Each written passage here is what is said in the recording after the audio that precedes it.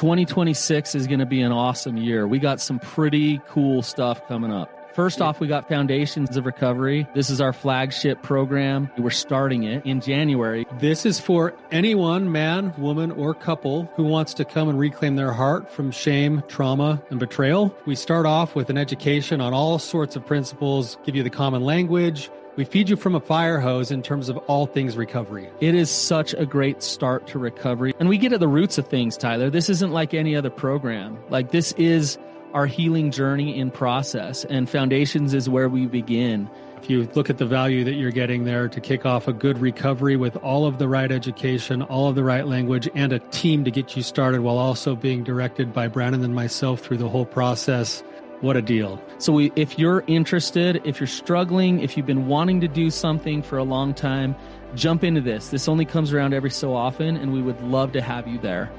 Click the link in the description to sign up for it. And to make it even sweeter, we're also including a raffle for a free pass to the Radiant Dawn retreat. Anyone who signs up for Foundations will be added to the raffle for that free Radiant Dawn pass. If you're a man and you sign up for Foundations, your name still gets entered, and you can give that pass away if you win it to any woman that you want to. So what you're saying, Tyler, is if you sign up and participate in Foundations, you could possibly go to Radiant Dawn for free? That's exactly what I'm saying, which is crazy because Foundations by itself is already an insane value. Man, I sound so salesy. But it actually is awesome. So come to Foundations. And even if you don't come to Foundations, sign up for Radiant Dawn. It's beyond therapy, the best healing experiences that you can have. Click the link below and come join us. Love triangles, betrayal trauma, and my husband's video game addiction. Let's talk about it. What's up, you guys? Welcome to the Therapy Brothers podcast. I'm Brandon. I'm Tyler. We're brothers. We're therapists. We're not afraid of your questions. So bring it.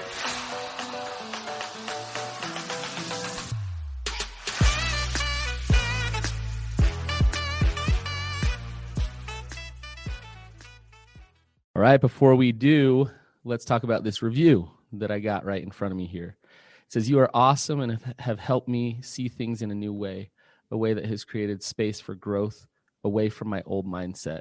Thank you for doing this work. I share your podcast with as many people as I can." That's awesome. Thank you. And thank you for sharing. Yes, appreciate it. Really appreciate it. So keep sharing it. We need some more reviews on iTunes. So if you could take 5-10 minutes, just go let us know what you think about the podcast. Write some things down. We'd really, really appreciate it. So after you listen today, hop on over to iTunes and leave us a review, please. Thank you. Yes, Brandon, you're not famous enough already. You became more famous this week. I don't think you want to bring that up. Well, I think we should bring it up. Oh, well, yeah, maybe we should just face it. There was an episode on the New York Times did a documentary called "Framing Britney Spears." A lot of people have watched it. Like, it was really popular, apparently. But we, back in 2007, I believe, our family, minus Tyler, because he was too busy with his workaholism, we went on Family Feud. Like, legitimately, we went on Family Feud. And we won 5 games in a row, and we weren't good. I don't know how we won 5 games in a row. But during that time, one of the questions we got from Family Feud was, name something that Britney Spears has lost in the last year. And we answered the question, and it was really a setup. I shouldn't say that. We answered the question, but it was mean. It was bullying, and it was rude. Like, it's probably not an appropriate question, you know? And so anyways, in the documentary, they started talking about how she started getting bullying online and otherwise. And they showed a clip of us answering this question from Family Feud. So Brittany, if you're listening to this, I am sorry. And if we contributed in any way to your anguish, I apologize. Yeah, so I loved Brandon. I was listening to a clip on the radio, and one of the radio hosts was just appalled and about the whole documentary itself. But the clip that they played on the radio was of our family answering the question, Yeah, and then we she was are the just like, face of bullying Brittany. she was just disgusted by it, and it's like, well, it's interesting to me to see how times change too. Yeah. And we live in a different world even 13 years later than we used to live, and very different. Yeah. Yes. So and to comment to that really quick, we look at the changes happening, and I think some of them we roll our eyes and we think, come on. But then, maybe there's a lot of good happening right now too, in that we don't tolerate bullying, and we want to be kind to people and things like that. And so I think there's good and I think there's bad kind of shifting. The world's changing drastically, and that's the nature of life. So that's true. We could probably do a whole other podcast on this, because I think you're right. Like, it's nice to hopefully, I don't think we see a lot of it in our political world with civility and kindness, but it would be nice to have more kindness. And on the other hand, I think some of the changes are also making it a problem for us, because there really is no safe space to share opinions and thoughts anymore. Well, you talk about dialectic all the time, and there is a dialectic here, which is, kindness. Kindness is in the middle, along with not taking things personally. So. Right. So like those two things can coexist, where somebody can be mean to me and I can still not take that personally. And that's actually on me. That's my responsibility. I'm not a victim. But also it's important to be kind. Yes. So is that a dialectic, Tyler? Does that work? Yeah. Yep, that's perfect. Finding the middle ground, right? Yeah. Find that middle ground of, we try to be kind and we also have thick skin and are tough and don't take things personally. So, right. Yeah. Cool. Yeah. Well, sorry to digress, Brandon, but yeah, let's jump into our questions today, and let's get rolling with them. We're just basically, for those of you guys listening, we have a backlog of a number of different questions, and we're getting more questions than we typically have time to answer in most of our episodes. So we're just going to rapid fire with some quicker answers to a few of these questions today. If you have questions, go to therapybros.com and submit a question. And if you want your question answered sooner than you're getting it answered, you could always have the option to come on the show, and your question obviously gets moved to the front. Yeah. So, and we go in much more depth if you come on. So great. All right. So this first one refers to a question from several episodes ago. It says, in an episode, Tyler referred to the consummate love triangle. I'm wondering if it's possible for one person to feel that love without the other person feeling it. All right. So this is one of your crazy terms that, this is where Tyler flexes his intellectual muscle. And I'm like, okay, like he read that in the book somewhere. So explain consummate love triangle. All right. Yeah. So this is actually, it's not my massive intellect at all. This is just a theory that we're trained in graduate school called the love triangle, or the triangular theory of love. And the idea is that there's different ways that we can measure love, and there's kind of three core aspects of love. And so the first aspect of love is what they would call intimacy. And what intimacy is in this theory isn't sex, it's knowing the other person. And so if I know the other person really well, basically what I have is friendship. So that's the first pillar or first point of the triangle. Then the second point of the triangle is passion. And if I have passion, without anything else, I have infatuation. And then the third point of the triangle is that I have loyalty. And so there's this like deep sense of like safety with each other and loyalty and commitment. And so it's commitment. So if you have intimacy and commitment and passion, all three of those things come together to form consummate love. Oh, I like that a lot. Does that make sense? Mm-hmm. And so sometimes we see couples where maybe they're really high on the, passion side of things, and they're not very high on intimacy and loyalty. And that's going to be a lopsided triangle that people can still say, yeah, I'm in love. And what they're saying is that they're Twitter pated, but they're not actually in consummate love. Right. Does that make sense? They might be having some good sex, but they don't feel a lot of trust. Right. Stuff like that. Mm-hmm. Yeah. Right. Or you have a couple that comes in that's been married for 50 years and they're like, we hate each other, but we're not getting divorced. Yeah. You know, they have basically, because they're loyal. Yep. They have a committed love, but they don't have a lot of intimacy or passion. Yeah. And so I think this question is getting to, is it possible for one person to be in a place of consummate love while the other partner isn't there? Yeah. It's a great question. What do you think, Tyler? You're the expert on this one. I would say the answer to that is yes. I can, because here's what I think about love, and this is where I think people get confused. Is, you know, we have people come in and say, my husband never loved me because he did this, and this, and then we'll ask the husband, he'll say, yeah, I absolutely love her, but he loves her in the way he understands, because he's loving her in the terms of whatever he's limited to in terms of intimacy and passion, without the loyalty or vice versa or any of those things. Whereas she has been invested in getting to know him. She's fully committed and she's trying to keep the passion alive. And so she can honestly be in a place of consummately loving him, even if she's not receiving that love back. Does that put her in a vulnerable position to get hurt? Oh, absolutely. Yeah. It does. Could that create codependency where she's overly attached? She's going to sacrifice herself for the relationship and he's not that invested? Yes, especially if she's not in touch enough with who she is and trusting herself, knowing why she's investing in all of those things. So that's critical. If she's going to have this consummate love, it's critical that she very much loves herself, has confidence, and has boundaries. And so she can love him in that way, but at the same time, protect herself and not just be codependent. Right. Exactly.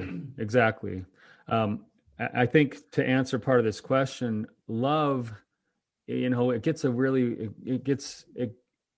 confused. And I believe that the best way to get to consummate love is to see love as a living, breathing, actionable thing instead of something that we feel, something that we deserve, like something that just comes. I totally agree with that. We confuse it with the chemicals in our brain, the dopamine hits and the adrenaline hits, you know, and that's not love. That's a part of it. That infatuation is a part of it. It's the attraction piece, which feels really good, but love is so different than that. Yeah, love is truly an action, and it's an ongoing tuning up type of action. Yeah, so. which that loyalty piece is really important, not just the passion. So, yeah. That's a good question. Good question. Here's our next one. It says, after 15 years of porn addiction and lies, my marriage reached a breaking point. I'm very sick of all the stress. And in 2019, I was diagnosed with MS, brought on from all of my stress. My husband went to therapy and swears he isn't the same guy anymore, but I don't believe him. I look through his phone and always think the worst, because why now did he decide to change? We still don't have sex because he doesn't enjoy it. I guess because he has desensitized himself.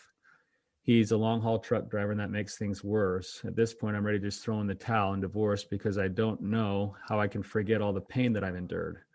We have been together for 25 years and I do love him. I just don't want to love like this anymore. Yeah. So you can hear the frustration and the hopelessness, both in not trusting him and in being stuck in her trauma. You can hear both of that, right? Right. And I wonder if this even ties into the first question a little bit, where, you know, if we were looking at that triangular theory of love, it sounds like she's willing to try to put in some passion where he's kind of closed down. Yeah. And she's feeling stuck now because there's commitment. There's 25 years of commitment, but she's also feeling, you know, disconnected and devalued. And it doesn't sound like there's a lot of intimacy. Yeah. You know, recovery for the relationship requires recovery for the individuals first. And I say a lot that a partner that's been betrayed, if how do you know that your partner who's betrayed you is now a trustworthy person? The fact of the matter is you feel it. You feel their shift in their heart. They do certain things that you wouldn't even think of that build trust, but they're consistent in certain ways. They're not as volatile. They're rigorously honest. Those type of things start to happen. But Tyler, sometimes when the betrayer starts to really get into recovery, even then, sometimes the betrayed doesn't really want to see that because it's scary, and they're stuck behind their own trauma still, and for good reason, but they're stuck behind. And so that's why the betrayed's recovery is important as well. The processing of that pain, the acceptance of what happened, the boundaries and the empowerment of herself, like all of that is important. So that then the fact of the matter is, I don't know if we can get around this, is if the relationship's going to thrive, then there has to be some risk to see whether there's trust there or not. And you got to test the waters a little bit. And so hopefully both of you are working extremely hard on your recovery. Now, he may just be sober, or he may not be sober and saying that he is. And so maybe he really is just not a trustworthy person at this point. But yeah, it's going to be hard to sift through all of that. Well, I'm going to read between the lines on this, and I don't know if this is true or not for your situation in this question, but I just want to point out a few things. It says, my husband went to therapy and swears he's not the same guy anymore. I don't hear that she did. I look through his phone and always think the worst because why now did he decide to change? She's still operating from a place of fear and control, the fear and control part of the fear cycle, which is going to make it really difficult to have clarity in thought and to have peace that can come through surrendering over that. You don't need to go chase down what he is or isn't doing because you're already living in that fear, and that's not going to fix when you check through his phone. And then basically it sounds like she's saying, I'm ready to throw in the towel on divorce because I don't know if I can forget all of the pain that I've endured. And that's a valid concern. That's, I think, one that most betrayed spouses are going to have, and they're going to wonder about. And there is some work that can be done on that can be worked on through some therapy and through some emotional regulation stuff. And those things are things that she has control over doing. Does that make sense? Yeah. The thing about it is, though, and let's say that she's not working recovery at all. Let's say that's happening, and we don't know, right? Mm-hmm. But that he is. There is an opportunity there for him to not work her recovery for her or anything like that, but to really be an asset for her in her struggles, in her fears, in her struggles to want to connect, to create some safety, to hold some space, to give some empathy, so that she can process through where she's at. And that actually really helps with the trust building, because it shows that he can tolerate the discomfort of your emotions. But it is not his job to work your recovery for you. He cannot bring you the peace of mind that you need. That comes from your own work. But he can be an asset to help you do that work. So, excellent. That's a hard one to answer because we don't have a lot of pieces to the puzzle. So yeah, we're kind of surmising some. But what I think is important is that even like this woman doesn't know if her husband is or isn't in recovery. Let's say she still has the ability to go to work on herself, to get the clarity, to pay attention to those things you're talking about, where she could start to feel his recovery instead of chase it down through the phone. And yes, she still has some control over this. The fact of the matter is and simply put, don't live in hell anymore. You've been married 25 years. Don't live in hell. So either move out of that relationship and move on, or like do the hardest of the hardest work and shift that relationship so that like your relationship, like end it. it's either going to change drastically or it's going to be over. But don't keep trying the same thing over and over again. Like Tyler's talking about, being in the fear cycle, trying to control things, waiting for him to change so that you can be happy, that you're going to stay there for a long, long time. So. Awesome. All right. We're going to move to another one about habitual infidelity here. This one says, in situations of habitual infidelity, the trauma experienced by the non-offending partner is severe. The burden to hide what's happening, to protect the relationship, to keep up the image of a healthy relationship, the judgment received from outsiders, in addition to the pain and anguish of the constant betrayal. Since we as the non-offending partner usually experience PTSD-like symptoms, many and spring into action at a certain point to begin to research how to fix the offending partner's behavior. What I found was that the behaviors often were defined and aligned with mental health disorders, but one stuck out consistently as the offending partner is compared to a pathological narcissist, bipolar or worse. That this goes beyond addiction. In those moments, the confusion and pain are almost unbearable as they are compounded by the trauma bond created from what I experienced as therapists can't say, he probably won't change, or you need to leave, or there's hope. It's almost like you're stuck in limbo. How does the non-offending partner get some clarity if the relationship is worth saving? Whoa, there's a lot in that question. Holy cow. There's a lot there. Like I say that you have a lot of big terms and things like that. Whoever wrote that question is educated. They've done some work. They've listened to a lot of podcasts. And so it's a really good question. Yeah, great question. You can tell that there's definitely been some time spent in the world of betrayal trauma inside the question here. If I were to break this down into a couple of small things, I think one of the things that's being stated is that the person who's been betrayed often is left with a large burden of trying to figure out what the next step is and how to help fix it. And oftentimes they're left trying to protect the person who's betrayed them at the cost of having other people judge them.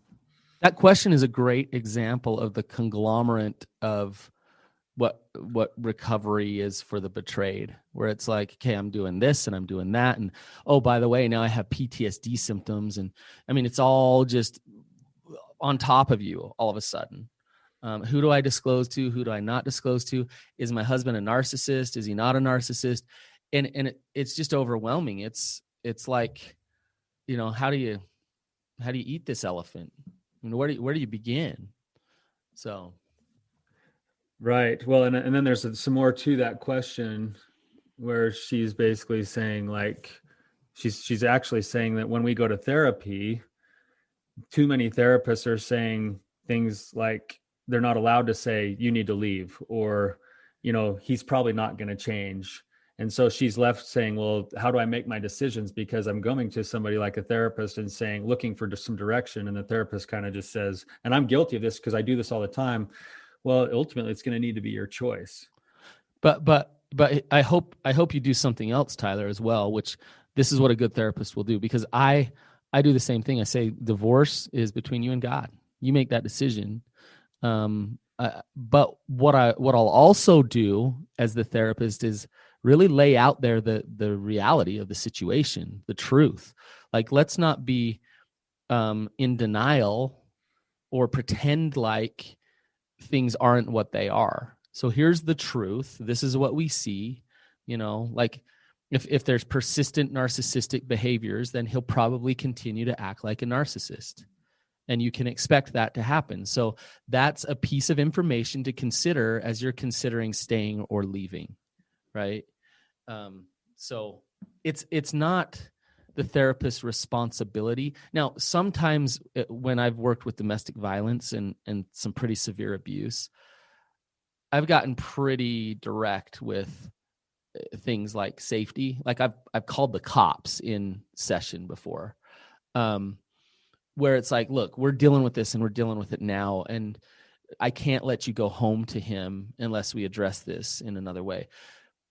Yeah, I've gotten there before, but usually it's not the therapist's responsibility to pull that trigger for you. It's the therapist's responsibility to help you really see all the information that's going on in your relationship. Right. And part of that is that, and this is part of what the question was, is that sometimes and again, I'm reading between the lines, but she's saying sometimes I'm feeling so overwhelmed by my symptoms with the PTSD symptoms and the confusion and not knowing that, I almost feel like I can't make that decision because I don't know that I can trust myself to make that decision. And I think that's part of what the good work in, like if you're doing therapy or other things, that's part of what the work should be focused on, is getting yourself in a spot where your feet can be planted again, where you can be grounded, where you can be in a spot to kind of manage those symptoms of trauma, and then get that prefrontal cortex back online with your heart so that your gut can say, okay, I can see things for what they are. Like my husband actually is or isn't a narcissist, which that could be a whole other topic on the narcissism thing. In fact, looks like I've got it. Our next question even mentioned that. So right. Okay. But we talked about this last week. I believe it was with Heather, of like, if you're, if I get in a car accident and like my leg is bleeding, I'm not going to be thinking about like the long-term recovery of this or that or whatever. Like I gotta get my leg to stop bleeding, and I got to get out of this car. I need to get in the ambulance. And so, if you feel like you're still in the car, then, but you're going to a therapist and they're like, hey, let's talk about, these big decisions in this long-term recovery. Like stop for a second and get yourself out of the car. And that might mean a therapeutic separation, might mean taking some space for a little while to just clear your head, to know that you're safe, to focus on you more. So then you can start to see things clearly. Great. Awesome. All right, let's move to our next one, Brannon. This one says, I'd like to discuss how my first marriage ended with an affair, and then the second marriage 3.5 years later with an addict, cheater, and narcissist. My second husband promised me all the things I would never have to go through again, and yet his choices created more trauma for me. Why do people make commitments they don't really care about? And why do people pretend to be someone they're not? It's a good question. It's a great question. It's interesting where my mind goes with it. And I did an episode on the betrayed, the addicted, and the expert, and the episode was how are you attracting this into your life? And we talked to the betrayed, and we were saying what is it about you that is attracted in these type of relationships in your life? And we got a ton of backlash from it, saying don't victim blame, don't you dare say that it's the betrayed's fault, and all this stuff. And I in no way was saying it's the betrayed's fault. But with the person that asked this question, where my heart goes and my mind goes is, what kind of work can we do on you so that you don't attract these type of people into your life? And I'm not saying that people can't dupe you and can't fool you and all those things. People can absolutely be really, really good at that. But there is some reflection there for yourself to say, this is the second time this has happened in your marriage.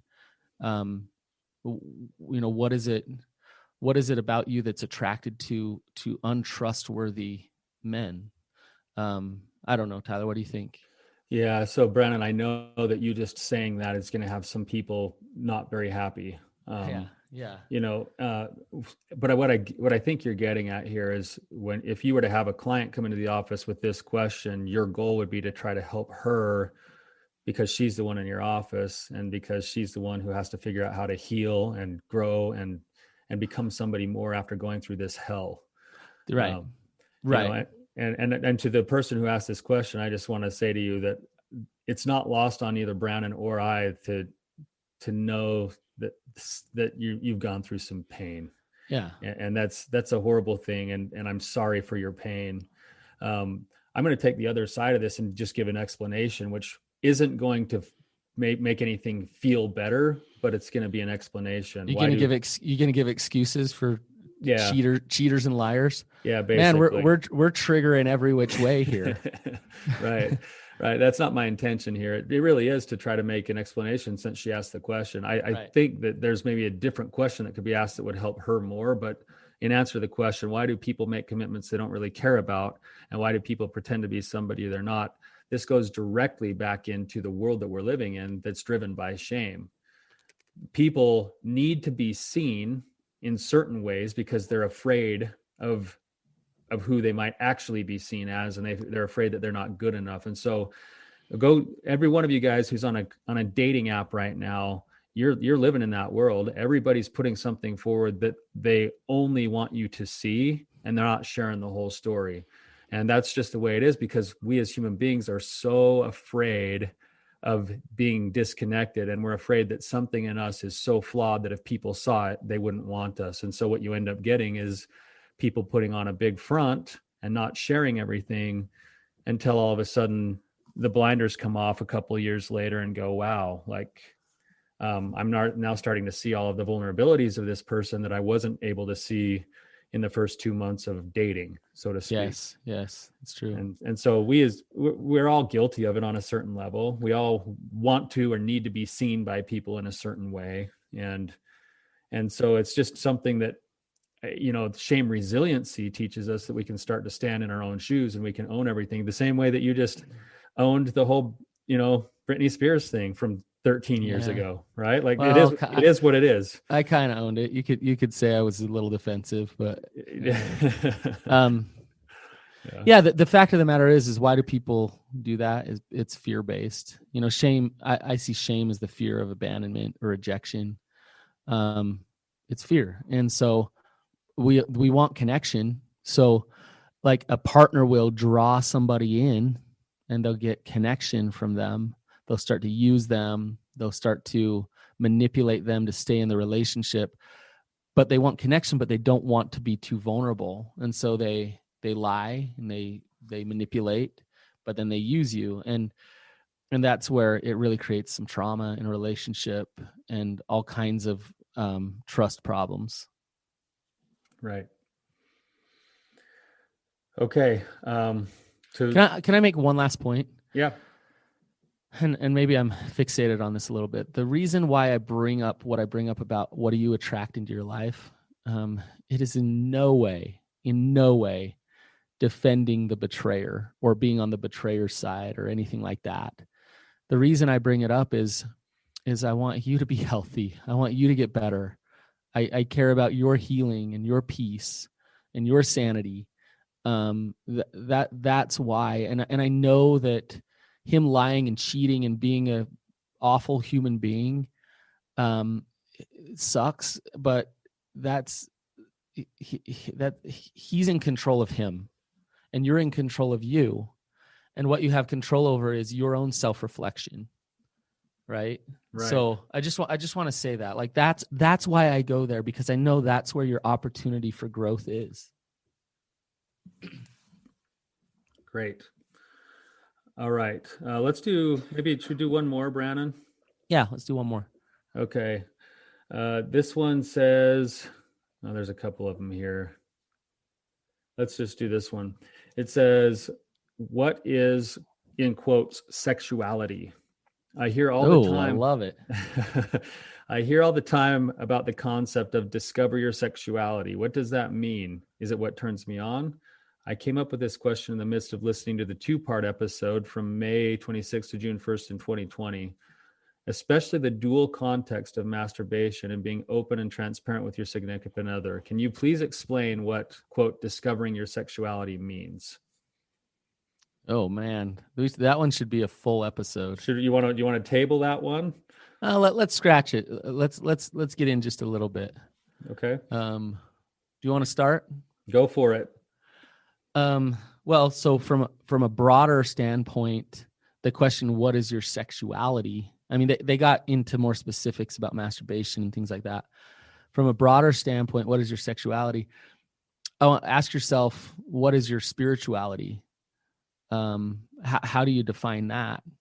To me, spirituality is anything from sitting in nature in silence and just feeling Mother Earth on my toes, or praying to a heavenly Father, or what like there's a full gamut of going to church versus, being in the mountains, listening to a song that makes you feel God's love.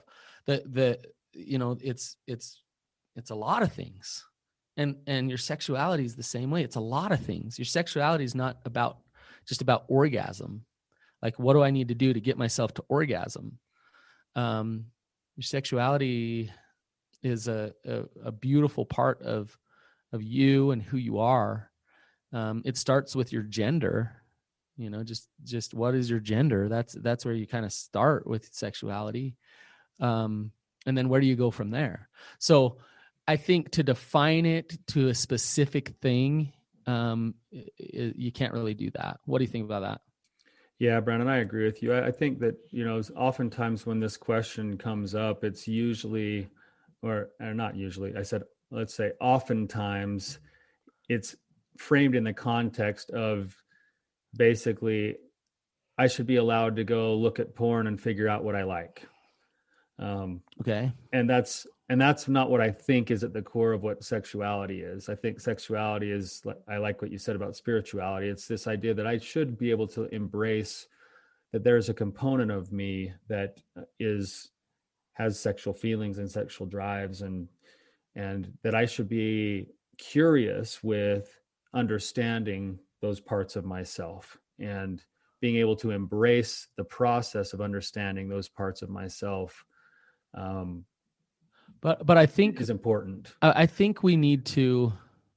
Sexuality is very much, like full. It's full of shame. So what we're taught about our sexuality is full of fear and it's full of shame. And you were talking about earlier people posing and being fake, and and a lot of times our sexuality, if we were all to just kind of put on a movie everything that we're aroused by and attracted to and all those things, we'd be terrified to have anybody watch it. And the fact of the matter is why would we be terrified, Tyler? Well, it goes back to that idea of vulnerability is that we're afraid that if people saw what those thoughts were, or what the tape was in our own head, that they would see us as blank, as unlovable, or as perverted, or as bad. And it's that fear of being seen that way, because then they would subsequently reject us. Yeah. That's scary. There's an underlying message that's taught a lot, which is healthy sexuality is putting your sexuality in a box. It's putting it in this framework of, and that's what healthy sexuality is. So subdue everything else, hide everything else, and pretend like this is your sexuality. And that the problem with that is that if that's what you do, it's gonna break out of that box, and it's gonna do some pretty crazy destructive things. And Tyler, your sexuality is very different than my sexuality. Yes. And we haven't talked about the specifics of that, because that might just be weird a little bit. But yours is very different than mine. And for me to be an open, honest human being, hopefully I can express, especially to my partner, my spouse, who I am, honestly and openly. If I have certain things about me, like if I say I want to look at porn every night, it would be good for me to say that. It doesn't mean I have to go do it. It doesn't mean, like, if in the confines of our relationship, it's like, I don't know if that works. That doesn't seem like that works for us or for my spouse. So even though I want to do that, I can own that I want to do that and all this stuff. It might not be something that I actually go indulge in, right? But hopefully I could still own who I am. Do you see what I'm saying? Yeah. So the flip side to what you just said, Brandon, and this is where people will be, again, listeners will be pretty upset about what you just said, is that am I just trying to upset everybody? No, I think what you're doing is it's hard to tease out. This is truly a dialectic again. It's hard to tease things out because you said, well, where people go wrong is they put sexuality in a box. Yeah. Yeah. You know where else people go wrong is they put no limits around their sexuality. Yeah, but I would say it's more so shoved in a box. And the reason why you see the acting out sexually is because it's so confined to this box. And I can get what you're saying on that. And I would say that in our world and in the cultures that we deal with, more often than not, people are too hemmed in, and the box is what's causing all of the problems. But I also see that in our world that there's a movement towards, well, therefore get rid of the box. And I don't actually agree with that. I actually think that healthy sexuality is the realization and acceptance of the fact that, yeah, maybe what you just said, maybe I want to look at porn every day, but also the understanding that that's not going to truly be healthy in the context of, say, keeping my marriage intact or nurturing my relationships or actually the way that I view other people. And I should be able to own that I have that feeling without feeling shame about it. But the answer isn't, therefore go do everything. That's not the answer either. No, and I don't see what you're saying. I don't see that being that common in relationships, in most marriages, in most people. No, they have some boundaries. And where I'm saying it shows up is in our world as therapists. And if you were to go find these online forums that are going on right now, many of them proposing to be religious-based online forums, the pushback is given in that the advice is given in that form, and I don't necessarily agree with that totally. I believe that there is the need for us to go and explore and be honest with ourselves about what is in our head and what is in our hearts and what do we feel, but that the answer isn't to necessarily go and then But Tyler, yeah, and that's what I said. You didn't hear me say that. I said you don't go look at porn every night. Mm-hmm. Like there's still confines, there's still boundaries. But this is what I'm saying is in a healthy, safe relationship, your arousal template is there. Like you have that template, and you can pretend like it's not there, and you can hide it, and you can say, no, well, I know it's bad, so I'm not going to talk about it. Or you can be honest about it. You can be honest and open about who you are. And hopefully in a safe relationship, your partner can hear you and see you and understand who you are and all those things. It doesn't mean that if I go act on my arousal template and I break certain boundaries with my partner, that they should smile and accept that. But when I say put it in a box, I'm talking about hiding it. I'm talking about like really being scared of it. And, and I'll tell you where this comes from is working in Utah County with sex addiction. I see repression lead to acting out all the time. I see guys faking it to their wives. Like, no. Yeah, I never see a woman who I'm attracted to other than just you. And then they're like masturbating like crazy to pornography that night. Rather, like, let's undo the tension of the shame around the sexuality. Let's own who you are, have you be more open and honest about it so it doesn't have so much power underneath it. You see what I'm saying? No, yeah, you're making a valid point, and I agree with you on all of those things. I think the key word that you said in addition to what you just said is, if my wife comes to me and she says, these are all the things going on in my brain and my heart, and I go, oh, that's interesting, thanks for telling me. It doesn't then mean in order to be a good husband, I follow through on all of those same things. Right. It means that I come back with honesty, and then we find that place together that works for both of us, where there's safety and trust. Right. Whether it's spirituality or sexuality, it's like, be authentic. Like if you're struggling with your relationship with God, can you own that? With a partner, and the deepest intimacy are these vulnerable things, and our sexuality, we don't need to be afraid of it. It doesn't mean we're going to be acting on everything that we feel. Right, exactly. And I think that that's one of the things that is being pushed in our culture today is that the idea of acceptance, and love means that we give up our own values. And I don't believe that that's true. And so actually I'm agreeing with everything you're saying, Brandon. I'm just making sure that we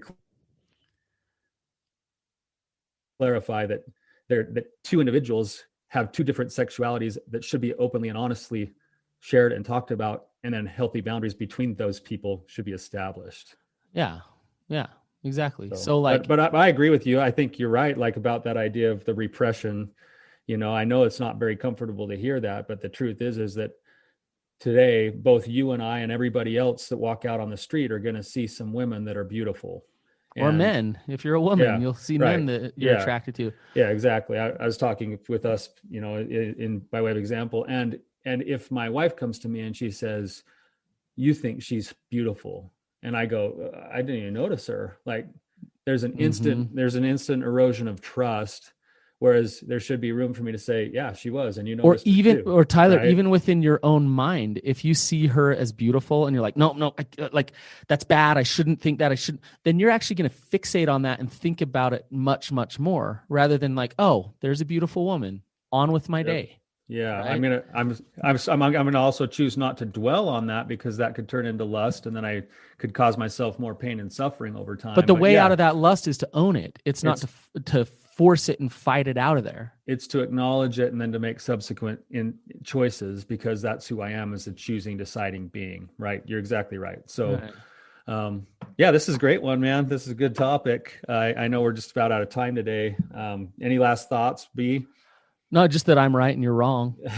I think. I'm just kidding. I actually think we said the same things. We were just emphasizing the other side a little bit more. Yeah.